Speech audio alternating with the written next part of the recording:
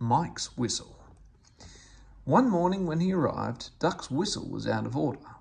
They had worked late the night before and his driver and fireman had used it to boil eggs for their supper. But something had gone wrong, and next morning when he wanted to whistle, Duck found he could only make burpling noises. He was upset about it. "Never mind," said his driver, "it must be a bit of that egg which broke. We'll clean it out presently when we've got time. Meanwhile, no one will mind." But Mike made rude remarks about it. "Splee, splee," mimicked Mike. "It's shocking. If engines can't whistle properly, they shouldn't try." "Then why do you?" asked Bert. "Why do I what?" "Try to whistle, of course." "Shut up, you're jealous." Mike was proud of his shrill whistle.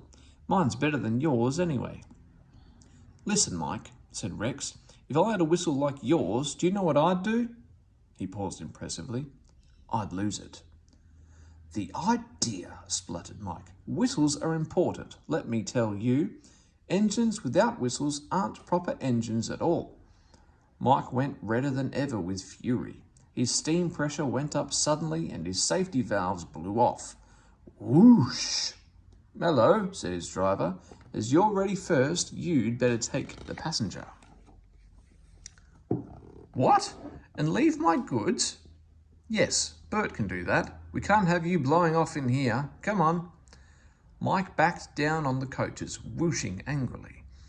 When all was ready, he started with a rude jerk. "Come on, come on, come on," he puffed. "What's bitten him?" wondered his driver. "He doesn't like coaches, but he's never been as bad as this." Mike whistled loudly at the least excuse. They're jealous, he muttered as he bucketed along. I'll show him." "He's in a flaming temper about something," remarked his driver. He was relieved when they reached the end station safely. He looked Mike all over but saw nothing wrong. He tried to soothe him, but Mike still sizzled crossly. "Beats me," he said at last. Then, soon after they had started back, he heard a thin, persistent tinkle. "That's something loose on his boiler," he thought. "I'll tighten it at the next station." But he never got the chance. It was the cow's fault. She stood on the track busily cropping grass. She took no notice of the train. Mike stopped. He wasn't frightened. He had met her before. She only made him cross. He came slowly forward, whooshing steam from his cylinders. "Shoo, shoo, shoo." The cow just flicked her tail and went on eating. Mike felt exasperated. He tried whistling. He wanted to say, "Get out of my way, you stupid animal," but he didn't get far. His second peep turned into a tremendous whoosh as his whistle cap shot up like a rocket and landed in a field. Driver and guard started to look for it, but some passengers objected. "We can't waste time with whistles," they said. "We must catch our train." Mike was dismayed.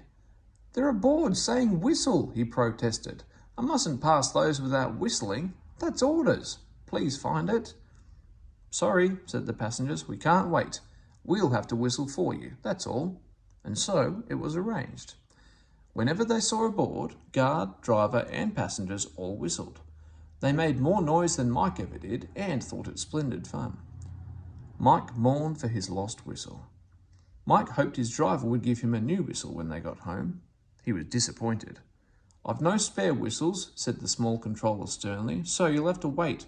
Serves you right for being such a cross patch." Mike worked in the quarries for the rest of the day. It was nearly dark when he reached the shed. "What's that?" asked Bert as Mike came in. "Shh," whispered Rex. "Take no notice. It's an improper engine." "Why improper? He looks all right to me." "It's got no whistle." "Oh dear," said Bert. "How shocking. We don't approve of his sort, do we?"